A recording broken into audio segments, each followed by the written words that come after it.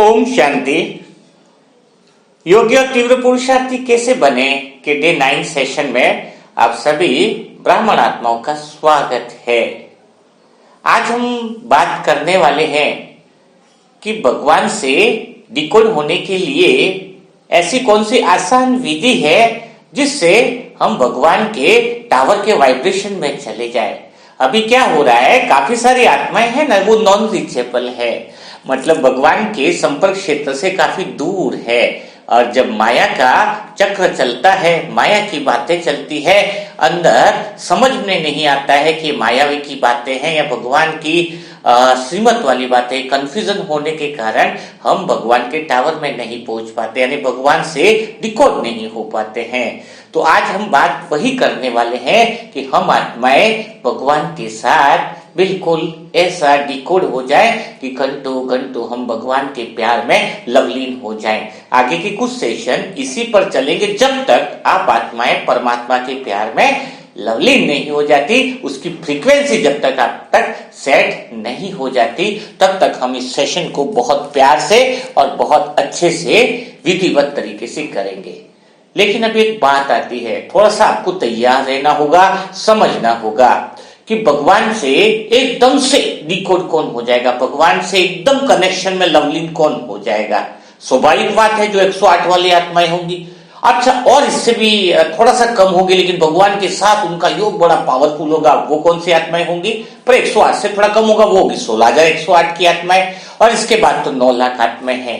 यानी एक चीज आपको देखनी होगी कि 9 लाख आत्माओं में से अगर 16,000 में भी कोई आत्मा डिसाइड करते है कि मैं 16,000 में आना है, तो उसका योग भी पावरफुल होगा। 16,000 का अर्थ है 9 लाख का 2%, यानी 1 लाख पे 2,000 आत्माएं। यानी एक परसेंटेज में आपको इसलिए बता रहा हूं कि जीवन के हर क्षेत्र में, चाहे अमीर भी सोचो तो बहुत कम ही मिलेंगे। किसी भी फील्ड में आईएएस के एग्जाम हो, टॉपर देखो, वो देखो तो मुश्किल से वही उनका रेशियो रहता है कि 100 पे 1 हो गया, 1 लाख पे 2,000 मुश्किल से हो गए। तो रेशियो सफलता का हर एक क्षेत्र में एक परसेंटेज में ही रहता है। तो अभी आपको डिसाइड करना है कि 16,000 1 लाख में 2%, यानी 2,000 के अंदर आपको आना है, या फिर नॉर्मली टेम्परेरी जो 9 लाख में आने वाले उसी में आना है। क्योंकि इस डिसीजन पर ही निर्भर करेगा कि आपका योग जो है परमात्मा के साथ डिकोड कनेक्शन किस हिसाब से आपका होने वाला है। क्योंकि आपका अगर अंदर से दृढ़ निश्चय है, लक्ष्य पावरफुल है, तो समझ लेना कि आपको भगवान के गहरे योग में, अतीन्द्रिय सुख में लाने से, आने से कोई रोक नहीं सकता है। बिल्कुल क्लियर हो गया, शायद आप लोग समझ गए होंगे। 2% क्यों, अब इसको थोड़ा सा आगे क्लियर करते हैं। देखो, ये है ड्रामा, ठीक है, बाबा ने कहा है बिल्कुल ड्रामा है। ड्रामा यानी पिक्चर होगी।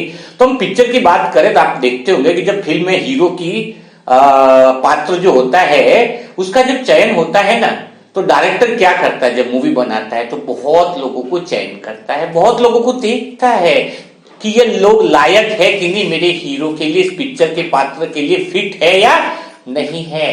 तो भगवान डायरेक्टर है, नई मूवी बना रहा है, एकदम सत्युग की मूवी है, फ्रेश, एकदम जबरदस्त मूवी है। इसमें जो खास हीरो है, मेन जो हीरो है, वो तो आपको पता ही है, 8 है, 108 है और 16,000 है। अब परमात्मा इतनी बढ़िया मूवी बना रहा है, और भगवान जब मूवी बनाए, वो डायरेक्टर हो गया, तो इसमें हीरो आत्माएं जो है, वो तो 16,000 वाली जो हीरो आत्मा है, उसका सिलेक्शन भी भगवान थोड़ा सा ठोक बजा के तो करेगा। आप सोच रहे हो कि किसी को भी उठा करके अगर सत्युग में ऊंचे राजा पे बैठा देंगे और पिक्चर फ्लॉप हो गई तो दोष किसको देंगे। अच्छा एक बात बताओ, पिक्चर में हीरो किसी पहचान से ले लिया, किसी डायरेक्टर ने जिसके अंदर क्वालिटी नहीं है, और पिक्चर पे खर्चा कर दिया लाखों करोड़ों रुपए का। अब वो हीरो ऐसा निकला कि उसको एक्टिंग भी सही करने नहीं आती है, तो पिक्चर क्या हो जाएगी, फ्लॉप हो जाएगी। तो भगवान तो अपनी जिम्मेदारी अच्छे से निभाएगा ना। सत्युग इतनी बड़ी स्क्रिप्ट लिखी हुई है ड्रामा की, तो उसके अंदर जो 16,000 के जो हीरो हैं, 16,000 जो हीरो हैं, वो बहुत अच्छे से चयन करेगा। ये तो सत्य है बाकायदा। नहीं तो अगर किसी को भी उठा के 16,000 में, यानी कोई राजा ही होगा 16,000 में भी, हाँ, किसी को भी कर लिया तो सत्युग का नाम खराब हो जाएगा। आसपास वाले भी लोग बोलेंगे इतनी श्रेष्ठ आत्मा और ऐसी आत्मा बैठ गई, हाँ, तो भगवान का चयन बिल्कुल गलत नहीं हो सकता है। ऐसी लौकिक फिल्म के अंदर तो डायरेक्टर गलती कर सकता है, पिक्चर फ्लॉप हो सकती है, लेकिन इस पिक्चर का डायरेक्टर तो स्वयं ऊंचे से ऊंचा भगवान है। तो आपको क्या करना है? कई लोग बोलते हैं ना कि मुझे ये नहीं मिला, मुझे क्षेत्र में कामयाबी नहीं मिली, मुझे वहां नहीं मिला। नहीं, भगवान ने तो सबको अवसर दिया है। एक ही चीज हो सकती है कि अगर आप सफल नहीं हुए तो आप उसके काबिल नहीं थे, ये बात स्वीकार कर लेना। लाइफ का कोई भी फील्ड है, सफलता के चांसेस सबको मिलते हैं, सफलता का हक सबको मिलता है।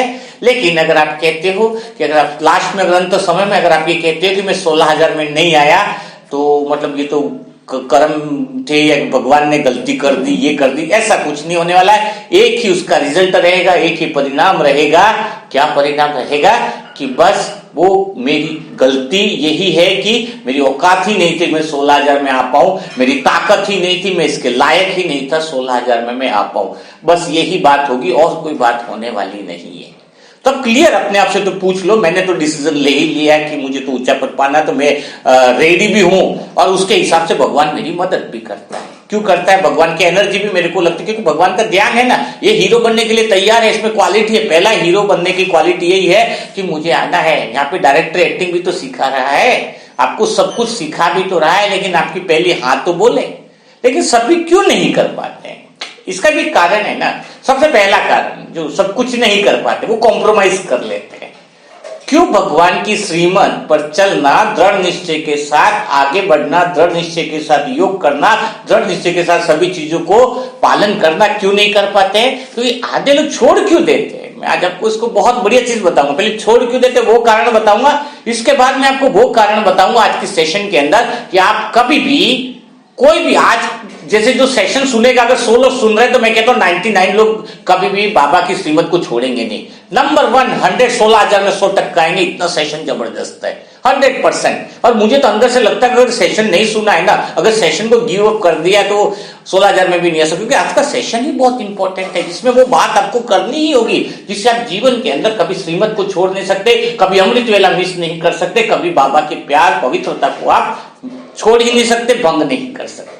कितनी जबरदस्त बात है। तो गिव अप क्यों करते हैं, पहले वो कारण बता। छोड़ क्यों देते हैं? छोड़ इसलिए देते हैं, वो कंप्रोमाइज कर लेते हैं कि भाई हम तो ठीक है, त्रेता युग में आगे तो ठीक है, हमसे तो ये होने वाला नहीं है। ऊपर से कहेंगे हम अमृत वेला करेंगे, हम ये करेंगे वो करेंगे, नहीं, बट अंदर से उन्होंने कॉम्प्रोमाइज कर लिया है। ठीक है, अभी जो जिंदगी चल रही है ठीक है, बहुत बढ़िया है, थोड़ा मिल रहा है, थोड़ा बाबा को याद कर रहे हैं, थोड़ा बच्चा बीमार है तो ठीक हो गया, थोड़ा घर पे ये हो गया तो ठीक है, पैसों की समस्या थी तो पैसा आ गया, यानी थोड़ी सी अशांत था मन, थोड़ी सी शांति मिल गई, टेम्परेरी। क्या हो गया? कोई लोग कहते हैं ना शरीर में ऑपरेशन करना है और गोली से ठीक हो रहा तो 1 महीना आपका चल जाएगा, तो गोली खा लेते 1 महीने की तो गई। वही जो आत्माएं गिव अप कौन करती है? जो क्लासेस सुन रही है अभी इस समय, लेकिन कई बार क्लासेस जो सुनने के बाद भी चेंजेस नहीं लाती है, लंबे समय तक चल नहीं पाती है, वो आत्माएं कौन सी है? वो कौन सी आत्माएं जो छोड़ देती है? वही आत्माएं छोड़ लेती है जो कॉम्प्रोमाइज कर लेती है कि मुझसे नहीं होगा। बस यही कॉम्प्रोमाइज है जो उनको आगे नहीं बढ़ने देता है। यही कॉम्प्रोमाइज है जो संगम युग में इतना बड़ा भाग्य भगवान लेकर आया है, लेकिन उस भाग्य को भी नहीं समझ पा रहे हैं। और सबसे बड़ी बात तो यह कि भगवान को पहचानने के बाद भी पुरुषार्थ नहीं कर पा रहे। कितनी जबरदस्त बात है। बिकॉज क्यों है? भगवान आने, कहते हैं ना भगवान अक्कल देने आया, लेकिन फिर भी वो छलनी लेके बैठा था और अक्कल सारी निकल गई। कहावत उन्हीं रावण आत्माओं के लिए है जिसने जान लिया था कि भगवान आया, जिसने पहचान लिया था कि भगवान आया, फिर भी अपने श्रेष्ठ भाग्य का निर्माण नहीं कर पाए, 16,000 के अंदर भी नहीं आ पाए। सोचो कितना बड़ा दुर्भाग्य होगा। मैं तो कहता हूं इससे बड़ा दुर्भाग्य लाइफ में कहीं हो ही नहीं सकता, जो गिव अप कर देता है, जो कॉम्प्रोमाइज कर लेता है कि मुझसे नहीं होगा। तो आज कम से कम जो आत्मा कॉम्प्रोमाइज कर चुकी हैं, मैं उनको कहना चाहता हूं कि आज से तुम हिम्मत रखो, क्योंकि आज के सेशन में मैं आपको कुछ ऐसी 4 बातें बता रहा हूं, अगर वो 4 बातें आपने सीख ली तो तुम्हें लाइफ में कभी तुम कॉम्प्रोमाइज भी नहीं करोगे, हमेशा आगे बढ़ने की चाह तुम्हें बनी रहेगी।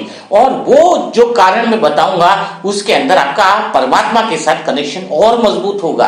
वैसे इन सेशनों से मैं आपको बेसिक तैयार कर रहा हूं, जिससे आप परमात्मा के करीब जा रहे हो, भगवान को जान रहे हो, भगवान को समझ रहे हो, खुद को भी जान रहे हो, खुद को भी पहचान रहे हो। तो ऐसा क्या होगा जिसकी वजह से तुम गिव अप नहीं करोगे, भगवान को कभी छोड़ोगे नहीं, श्रीमत को नहीं छोड़ोगे? इसको हम स्टार्ट करते हैं बड़े अच्छे तरीके के साथ एक छोटी सी कहानी के साथ, जिससे आप कभी भी भगवान को छोड़ोगे नहीं। श्रीमत को मत छोड़ने, तो छोड़ तो अभी भी नहीं रहे हो, छोड़ तो आप अभी भी नहीं रहे हो, लेकिन जिसके अंदर पुरुषार्थ होना चाहिए, जिसके अंदर एक आग लगी होनी चाहिए, अमृत वेला पावरफुल होना चाहिए, नुमा श्याम पावरफुल होना चाहिए, वरदान जो भगवान देता है उसको वरदानी स्वरूप में लाने में पावरफुल होना चाहिए, वो सारी चीजें आप निरंतर करते रहोगे। नहीं तो कई लोग कुछ टाइम तक करते हैं, फिर बस टाइट फिश हो जाते हैं, है ना। तो मैं वही बात कह रहा हूं कि वो बात आप बहुत अच्छे से कर पाओगे। तो इसकी शुरुआत में आपको बताता हूं कि सबसे पहला अटेंशन आपको कहां देना है, इन बातों को अच्छे से समझ लेना, ताकि आप परमात्मा के वाइब्रेशन में आ जाओगे। छोटी सी कहानी से मैं शुरुआत करता हूं कि ये कहानी बहुत जबरदस्त है, बहुत इंस्पायर करती है मुझे भी हमेशा। इसलिए मैं आपको बता रहा हूं कि कई चीजें ऐसी होती है ना, एक कहानी जिंदगी बदल देती है, कहते हैं ना। तो वही चीज है, वही इंपॉर्टेंट चीज है। इस चीज से आपको बहुत कुछ समझने को मिलेगा। तो बिल्कुल इस चीज को आप ध्यान से सुनिए। एक बार क्या था कि एक व्यक्ति 20 साल तक नमाज पढ़ता है। कितने साल तक है? 20 साल तक नमाज पढ़ता है और 5 दिन की नमाज पढ़ता है। एक दिन ऐसा नहीं होता है कि वह नमाज नहीं पढ़ता हो, एक दिन उसका ब्रेक नहीं होता है कि जिस दिन उसकी नमाज न पढ़ी हो उसने। ऐसे करते 1 साल और हो गया, टोटल 21 साल हो गए। 21 साल हो गए उसको नमाज पढ़ते पढ़ते, 5 दिन की नमाज पढ़ते। इसकी नमाज पढ़ने का नियम इतना पक्का था कि जिस जगह नमाज पढ़ता था वहां के वाइब्रेशन तो बदल ही गए थे, लेकिन वहां पे पापों के निशान भी पड़ गए थे कि यहीं पर वो नमाज पढ़ता है। बिल्कुल ध्यान से सुनना इसके आने। और ऐसे 21वें साल में जब वो ऐसा कर रहा था, कई और लोग भी उस समय नमाज कर रहे थे, सब लोगों को पता था कि इस भाई ने अपने जीवन काल में एक भी दिन नमाज मिस नहीं करी। अब होता क्या है, इसको बहुत ध्यान से सुनिएगा कि अचानक ऊपर से आकाशवाणी होती है, जिसको चाहे खुदा दोस्त बोलो, चाहे अल्लाह बोलो, चाहे कुछ भी बोलो, ये बहुत जानदार स्टोरी है। आकाशवाणी होती है और वो उस बंदे को कहता है ऊपर से, है कि सबको लगता है कि अल्लाह आज आवाज दे रहा है, और खुदा कहता है उससे कि तेरी एक भी नमाज स्वीकार नहीं करी क्योंकि तुझे नमाज करने ही नहीं आया। हर दिन की नमाज मैंने देखी है, मैंने सुनी है, लेकिन तेरी एक भी नमाज हमने स्वीकार नहीं की है मैंने, क्योंकि तुझे नमाज अदा करना नहीं आता, नमाज करने नहीं आता। ऐसा सुनकर सभी आसपास वाले जितने भी नमाज करने वाले थे वो हक्के बक्के रह गए। अरे इसकी तो मेहनत ही डूब गई। 20 साल तक, 21 साल तक जिसने 5 वक्त नमाज करी, उसको नमाज करने भी नहीं आया। सब लोग हक्के बक्के अचरज पसीने से लथपथ होने लगे, क्या हो गया। और उधर जिस व्यक्ति ने 5 बार नमाज करी थी, जब उसने भी ये बात सुनी तो वो बहुत नाचने लगा, इतना नाचने लगा, इतना नाचने लगा कि उसके खुशी की सीमा ही नहीं रही। सबने कहा कि क्या कर रहा है तू? खुदा ने पूछा कि वे क्या कर रहा है तू? तेने तो नमाज एक भी तेरी स्वीकार नहीं करी है मैंने, फिर भी तू नाच रहा है। तो उसने कहा, अरे मुझे तो इस बात की खुशी है कि जब आप ये कह रहे हो कि मैंने नमाज सही से अदा नहीं करी 21 साल में एक भी बार, यानी 21 साल से आपकी नजर मेरे पर थी और मेरी हर नमाज को आपने ध्यान से सुना है, ध्यान से देखा है। इससे बड़ी खुशी की बात कहीं और हो ही नहीं सकती। मेरा जीवन धन्य हो गया, मेरा समय धन्य हो गया कि जिसको देखने के लिए, जिसको पाने के लिए सारी दुनिया तरसती है, एक नजर के लिए तरसती है, वो 21 दिन से मेरे पे नजर गड़ाए बैठा है। ये बात सुनकर के खुदा भी खुश हो गया। तो मेरी कहने का अर्थ इस कहानी से आपको समझना है, वो व्यक्ति ये भी कह सकता था कि मेरी 21 साल की मेहनत डूब गई। वो कह सकता है कि ऐसा कैंसर, ऐसा कौन सा खुदा है जो ना जिसने मैंने इतने दिल से काम किया लेकिन उसने मुझे ऐसा बोल दिया। नहीं, वो क्यों खुश था? कितनी बड़ी बात है, वो अपने कर्म से खुश था कि मैंने 21 साल तक नियमित रूप से ये किया और उस समय भगवान ने मुझे देखा और मेरे कर्म इतने श्रेष्ठ है कि मैंने कर्मों में कितनी निरंतरता देखी, उसको अपने कर्म से खुश था। आज आप 16,000 में आना चाहते हो या लाइफ में किसी क्षेत्र में जाना चाहते हो ना, आप परिणाम पे बड़ा ज्यादा सोचते हो। मैंने भी सोचा, मैंने आपको कई वीडियो में बताया कि मुझे भी 108 में आना है, बट 108 में मेरी यूथ नहीं है, उसके ऊपर नजर ही है। बस मैं चाहता हूं कि मेरा अमृत वेला मिस न हो। मैं चाहता हूं मेरा अमृत वेला मिस न हो, मेरी पवित्रता मेरी खंडित न हो, मेरी मूल्य मिस न हो। नुमाश्याम योग कर रहा हूं तो मेरे भगवान से कनेक्शन न मिस हो। मैं 20 साल तक अगर भगवान का योग करूं, अमृत वेला करूं, और 21 साल अगर भगवान मुझे ये कह दे कि तूने तो अमृत वेला में बात ही करने नहीं आई, मुझे कोई दिक्कत नहीं। 21 साल से भगवान मेरी बात तो सुन रहा है, मैंने कर्म तो किया अमृत वेला में बैठने का। तो सफलता आप किसको मानते हो? आप सफलता परिणाम को मानते हो? मैं कहता हूं सफलता कर्म को जिस दिन मान लोगे उस दिन आपको जीवन में कभी भी कोई चीज आपको छुड़ा नहीं सकती, कभी आप गिव अप नहीं कर सकते। आप सफलता, मैं कहता हूं साधारण आत्मा जो मुरली सुन रही है, अगर उसने अपना नियम ही बना लिया कि 10 साल 20 साल अपने कर्म पे ध्यान दे दिया कि मुरली वो सुन रही है, यानी भगवान उसको देख रहा है, कितनी बड़ी बात है। यही उसके लिए सबसे बड़ा कर्म है, सबसे बड़ी उपलब्धि इंसान की यह है कि वो मुरली डेली सुन रहा है। कितनी समझ में आ रही कितनी नहीं आ रही वो सेकंड पार्ट है। 20 साल तक मुरली सुन रहा है, नहीं कितनी गहरी बात है। आप रोज अमृत वेला करने पे तो ध्यान दो, अमृत वेला आप करें, आप कर्म पे अटेंशन दो ना। आपका पद क्या होगा वो छोड़ दो, बाद में वो ऑटोमेटिकली हो जाएगा, लेकिन सबसे पहले प्यार आपको अपने कर्मों से होना चाहिए। जिस व्यक्ति को कर्मों से प्यार नहीं है, सीधा क्या मिलेगा उस पे ही है, वो लाइफ में कभी लंबे समय तक नहीं कर सकता, नहीं तो फिर वो संशय में भी आ जाता है। मैं ये भी बात कहूंगा, अभी मैं भी सोचूं ना बाई चांस की मैं 108 में सोचा बाई चांस नहीं मिला मुझे, इट्स नॉट कोई दिक्कत नहीं। मैंने चाहा, मैंने बाबा को बता दिया कि मुझे लाना है, भगवान जाने उसका, लेकिन मैं अपने कर्म को, लास्ट में इंसान असफल होने क्यों दुखी होता है पता है आपको? असफल हो जाए तो इसलिए दुखी नहीं होता है कि मतलब मेरे को नंबर नहीं मिला। असफल होने पर वो इसलिए दुखी होता है कि मैंने कुछ किया ही नहीं। वो असफल होगा नहीं बाबा के जीवन में तो उसको दुख इस बात का होगा, मैंने अमृत वेला मिस कर दिया, मैंने भगवान की बातों को सुना नहीं, मैंने मुरली नहीं सुनी। उसको दुख इस बात का होगा। जिसने अपने कर्म श्रेष्ठ किए उसको एक आध पद ऊपर नीचे भी होगा, उसको दुख नहीं होगा। उसको लगेगा कि मुझे जो करना था वो मैंने कर लिया, मैंने पूरी ईमानदारी से किया। जब से बाबा का बच्चा बना, जब से समझ आई कि अमृत वेला इंपॉर्टेंट है, मैंने अमृत वेला किया। जब से मुझे समझ में आई इस ज्ञान में कि मुझे पवित्र रहना, मैं पवित्र रहा। जब से मुझे समझ में आया कि मुझे किसी को दुख नहीं देना, मैंने किसी को दुख नहीं दिया।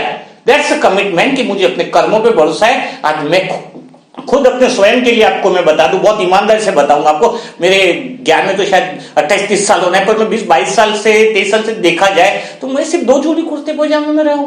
बिल्कुल कभी, जो भी मुझे आत्मा को जानते, मैंने कभी खरीदने के लिए गया मुझे याद नहीं, बहुत जरूरत है तब मैं खरीद लेता हूँ। 100-150 की चप्पल पहनता हूं, उससे ज्यादा मेरी आवश्यकता नहीं। मुझे बाजार में किसी चीज से मोह नहीं, लगाव नहीं। बस मेरी एक ही धुन रहती है कि मेरा परमात्मा, मेरे मोबाइल में किसी का मोबाइल नंबर नहीं रहता है। मुश्किल से एक आध का फोन आ जाएगा, पूरे दिन में एक आध का फोन आता है मुझे आत्मा के। कितनी बड़ी बात है। नहीं, मैं स्पष्ट रूप से अपनी बड़ाई के लिए बातें नहीं कह रहा हूं आपसे, ताकि आपको समझ में आए। मुझे जरूरी नहीं है कि 108 में मैंने चाहा तो 108 की जगह 16,000 में आ जाओ। क्या मुझे, मेरी सबसे पहली सफलता यह है कि मैंने अपने कर्म के अंदर जितना मुझसे हो सकता है मैंने 100% दिया। आने वाले समय में मुझे इस बात का जरा भी दुख नहीं होगा कि मैंने समय नहीं दिया, या फिर मैं वो जो कर सकता था, जो मेरे अंदर पोटेंशियल था, जो मेरे अंदर हिम्मत थी, क्या मैं वो ही नहीं किया? तो आपको भी इस चीज से समझना तो होगा ना। क्या समझना होगा कि आपको कोई पद मिले, इट्स ओके। आपका मन से एक बार बता दिया कि आप उस चीज के लिए प्रयास कर रहे हो। अब आपने सोच लिया है कि आपको 16,000 में आना, तो एक दिन सोच ले काफी है। अब इसके बाद आपको अपने कर्मों पे अटेंशन देना है। आप कर्म में सफल हो गए तो दुनिया में आपको कोई चीज ऐसी बनी नहीं है जो आपको असफल कर दे। होता क्या है, इंसान 16,000 में आना सोच लिया, ठीक है, इट्स ओके। बाद में कर्म कर रहा है, ये कर रहा है, थोड़ा अपने से ऊंचे किसी को देख लिया, डर जाएगा, अरे वो तो इतना ऊंचा है, क्या पता मैं आ पाऊंगा कि नहीं आ पाऊंगा 16,108 में।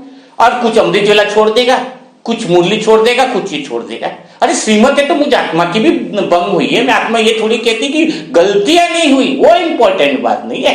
पर अमृत वेला नहीं छोड़ रहे हैं, मुरली नहीं छोड़ रहे हैं, मीन्स गलतियां हो रही है तो रिकवर भी तो हो रही है ना। क्योंकि ये तो डायरेक्टर है, हीरो को ट्रेनिंग दे रहा है, तो हीरो बन के थोड़ी पैदा हो गए। अगर बने भी होते तो भगवान सिखाने क्यों आता? बहुत बड़ी बात है। मैं तो गलतियां करता तो भगवान का और प्यार मिलता है, बस ये रहे कि वो गलतियां रिपीट न करे, वो ज्यादा अच्छा है। क्योंकि हीरो को बार बार एक्टिंग के लिए करना पड़ेगा तो रीटेक बहुत ज्यादा नहीं होना चाहिए।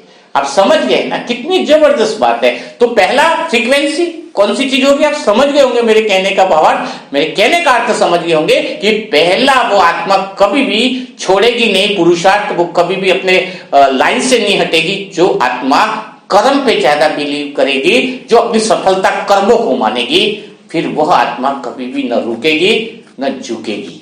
आप समझ में आ गया ना, कितनी अच्छी बात है। अपन को बिल्कुल हल्का रहना है, बड़ा आनंद से रहना है, हर चीज को ढूंढ लेना है। पहली एनर्जी हो गई। दूसरी चीज है जो भगवान के साथ आपको निकट लेके जाएगी, बहुत कनेक्शन में लेके जाएगी, वो है आप जो है वो बार बार माया के जो टावर में चले जाते हो। मैं माया की बहुत गहरी परिभाषा नहीं दे रहा, वो तो आगे वाले सेशन में करेंगे। थोड़ी सी बहुत ज्यादा चीज की जरूरत है, उस चीज पे मैं आपको ध्यान दे रहा हूं। एक भाई है, बहुत प्रैक्टिकल एग्जाम्पल देना चाहूंगा मैं आपको, बहुत प्रैक्टिकल एग्जाम देना चाहूंगा। एक भाई है, बाबा का बच्चा, अमृत वेला अच्छा कर रहा है, योग भी अच्छा कर रहा है, सब कुछ बेटर है, उसके साथ बहुत ज्यादा बुरी घटना घटित होती रहती, बहुत ज्यादा। मैंने पिछले 2-5 साल से देखा था।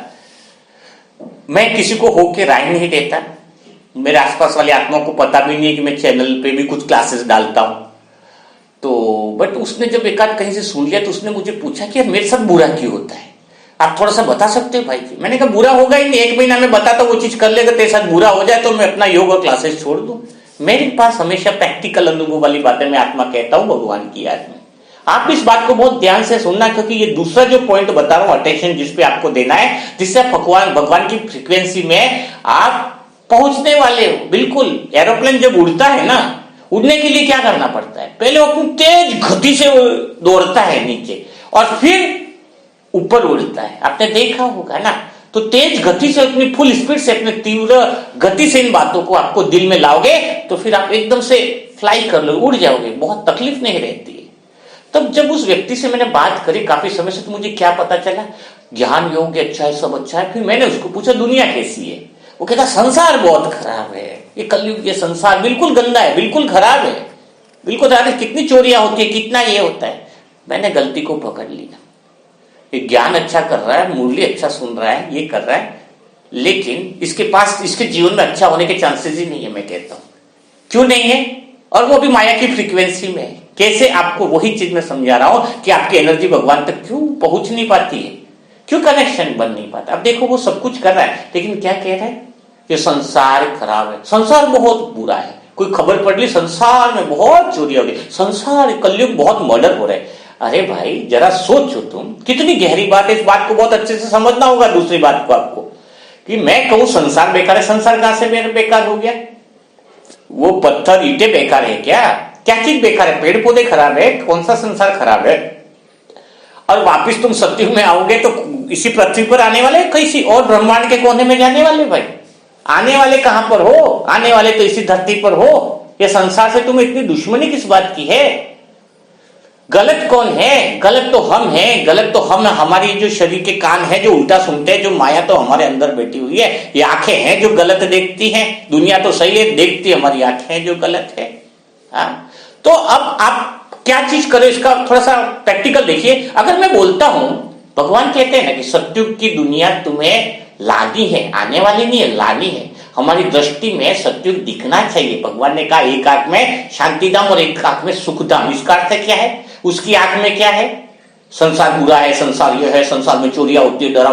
वो आंख में बोला है क्या भगवान ने कि एक आंख मेरे को समझ जरूर रखनी है, लेकिन ये तो नहीं बोला। अब होना क्या है? देखो बहुत प्रैक्टिकल देखो कि मैं योग कर रहा हूं, अमृत वेला कर रहा हूं, सब कुछ कर रहा हूं, और समझ उल्टा लिया मैंने। अब मैं क्या कह रहा हूं? संसार बहुत बुरा है, संसार में कुछ भी अच्छा नहीं है, संसार में चोरियां है, डर है। अब मेरे को संसार फिर क्या देने वाला है?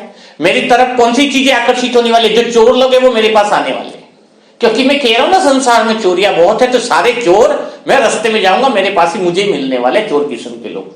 संसार में बहुत एक दूसरे की निंदा कर रहे हैं, बहुत बुराइयां कर रहे हैं, एक दूसरे की बस यही काम करते जा रहे हैं। अब मेरे को कौन से लोग मिलेंगे? वही सारे लोग मिलेंगे जो एक दूसरे की निंदा कर रहे हैं, एक दूसरे की बुराइयां कर रहे हैं, क्योंकि मैं अपनी संसार को जो एनर्जी दे रहा हूं वही संसार मुझे दे रहा है। इवन अगर आप अमृत वेला कर रहे हो, योग कर रहे हो, तो भी आपके अंदर अच्छी एनर्जी होने के बावजूद, आपके पुण्य कर्म का उदय होने के बावजूद भी आपके पास अच्छी चीजें आती हुई निकल जाएंगी। मेरी चैलेंज, आप चाहो तो लिख लो डायरी के अंदर। क्यों चली जाएगी? क्योंकि आपके भाग्य में अच्छी चीजें आ रही है, लेकिन आप बोल क्या रहे हो? दुनिया बहुत खराब है, दुनिया बहुत गंदी है, दुनिया बहुत दुख देती है। दुख देती है तो दुख देगी तुम्हारे पास, वही लोग आएंगे जो तुम्हें दुख देते हैं। हमारे पास तो हिम्मत नहीं होती, मेरे पास तो कोई आके, एक जन आके मुझे दुख दे दे, हिम्मत ही नहीं है किसी की दुख देने की। संसार की कोई इंसान इतना पैदा नहीं हुआ जो मुझे दुख दे देवे। ये मेरी चैलेंज है मुझे आत्मा की। क्यों? क्योंकि मेरा एक ही संकल्प रहता है हर समय निरंतर, इस संसार इतना अच्छा संसार कोई नहीं, इस संसार में सारी आत्माएं सुख देने वाली है, इस संसार इतना बेहतरीन है कि मुझे बड़ा आनंद लगता है। इसी संसार में जिसमें भगवान आए, इस संसार में मेरा मन का मीत आया है, इस संसार वो है जिसके अंदर आत्मा परमात्मा से मिलन करती है। यह वही संसार है, यह वही युग है जिसके अंदर आज मैं आत्मा स्वचिंतन कर पा रही हूँ, स्वयं को देख पा रही हूँ। इस संसार में सब सुख देने वाले लोग हैं, इस संसार बहुत प्यारा है, बहुत आनंद देने वाला है। अब बताओ फिर मेरे को लोग कैसे मिलेंगे? जो संसार में सुख देने वाले हैं वही लोग मुझसे मिलते हैं और ज्यादा बात करेंगे, बाकी किसी की हिम्मत नहीं है मुझे आत्मा से बात करे। मैं बिल्कुल, क्योंकि नशे से क्यों बोल रहा हूं, बिकॉज मेरे को संसार में किसी से शिकायत ही नहीं है, शिकायत ही नहीं है। शिकायत उन्हीं लोगों को होती है जिनके लिए दुनिया बेकार दिखती है। शिकायत उन्हीं लोगों को है जिनको संसार के लोग डोंगी और भगवान के मतलब ऐसा लगता है कि वो खुद को ग्रेट समझते हैं, बाकी सबको मूर्ख समझते हैं। उनको फिर दुनिया भी उनको मूर्ख बनाने वाली ही मिलती है। आपका वाइब्रेशन, आप दुनिया को देख क्या रहे हो? आप खबरें उल्टी पढ़ते हो पेपर में, मोबाइल में उल्टी चीजें देखते हो और वही चीजें अपनी दृष्टि में बना लेते हो। आप अच्छी चीजें देखना चालू कर दो। आप एक बात बता, आंखों को तुम जो भोजन दे रहे हो, तुम पेट में खिचड़ी खाई है और तुम सोचो कि आम की डकार है तो कैसे आएगी? कैसे आएगी? जरा सोचो ना। तुम आंखों को भोजन दे रहे हो कि यहाँ बुरा हुआ, वहां बुरा हुआ, कानों से वो चीजें सुन रहे हो कि यहाँ इसकी बुराई वैसी बुराई, और तुम सोच भी वही रहे हो कि संसार, इतना संसार खराब है, खराब है। तो खराब संसार बनाने के लिए तुम्हें भगवान ने बनाया, अच्छा संसार बनाने के लिए बनाया है। तो अच्छा संसार बनेगा कैसे? जो आत्मा बहुत प्योर है, जो शुद्ध है। अच्छा एक बात बताओ, तुमको कोई आत्मा छू ले, बाबा का भोजन बना रहे, कोई आत्मा छू ले, तुम कहते हो अपवित्र हो गया भोजन। अरे मैं कहता हूं उसके छूने से तुम अपवित्र हो गए, तो तुम्हारे छूने से वो तो पवित्र हो जाना चाहिए ना। अगर उसके छूने से तुम अपवित्र हो सकते हो तो तुम्हारे छूने से वो तो पवित्र हो जाना चाहिए ना। यानी हमारे अंदर पवित्रता की ताकत नहीं है। तो वही वाली बात हुई कि पुजारी मंदिर के चारों तरफ घूम रहा है, एक दलित व्यक्ति है जिसको बिल्कुल अपवित्र मानते हैं, उसने छू लिया तो पंडित अपवित्र हो गया। अरे उसके छूने से पंडित अगर अपवित्र हो गया तो वो पूरी धरती पर चल रहे तो पूरा धरती अपवित्र हो गई फिर। अरे आपके सामने आने से वो पवित्र क्यों नहीं बना? यानी हमारे अंदर पवित्रता की शक्ति कम होगी ना। फिर वो पवित्रता की शक्ति कौन सी कम है? एक ही शक्ति कम है कि हमें सोचना है, हमें वाइब्रेशन देना है कि तू भी बहुत अच्छा है। इतना प्रेम हो, इतना करुणा हो। अभी क्या हुआ है, आपके पास ज्ञान है, सच बताओ तो खाली ज्ञान है। जब तक ज्ञान प्रेम में न बदले तब तक वो ज्ञान जो है वो सूखा है।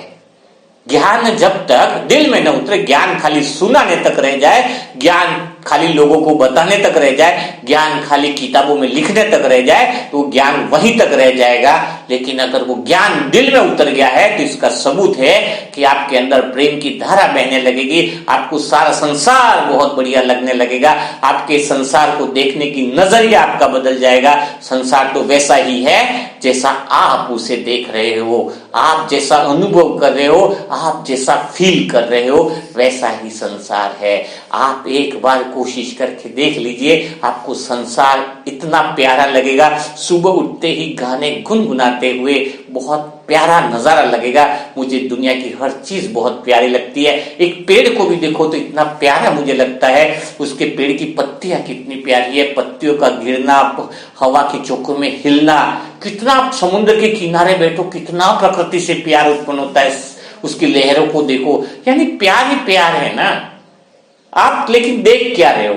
है बस आप तो खाली जैसे पूरा व्हाइट कपड़ा है, उस पर थोड़ा सा दाग लगा हुआ है तो आपकी नजर तो दाग पे ही जा रही है। पूरा व्हाइट कपड़ा अच्छा है, उसके ऊपर जा ही नहीं रही है ना। मेन बात यह है कि अगर व्हाइट कागज लिया, उसके ऊपर काला बिंदु लगा दिया, तो आपकी नजर किसके ऊपर जा रही है? काले बिंदु पे ही जा रही है। और थोड़ा एग्जांपल दे रहा हूं, अगर पूरे कमरे में लाल लाल गुब्बारे हैं और उसमें से 8-10 गुब्बारे नीले पर हैं, और आपको बोला जाए कि इस कमरे में नीले गुब्बारे कितने हैं, तो आप क्या देखोगे? सिर्फ आपको नीले गुब्बारे ही नजर आएंगे। लाल लगे हैं कि नहीं लगे वो भी आपको नहीं दिखेंगे। तो वैसे ही आपकी दृष्टि हो गई ना नीले गुब्बारे देखने की, कि संसार बुरा है, सारी बुराइयां खींच खींच के लाओगे। जहां नहीं होगी ना बुराई, भाई बहन भी साथ में चल रहे होंगे रोड पे तो भी बोलेंगे ये तो गर्लफ्रेंड यार है। ये दृष्टि तुम्हारी खराब है।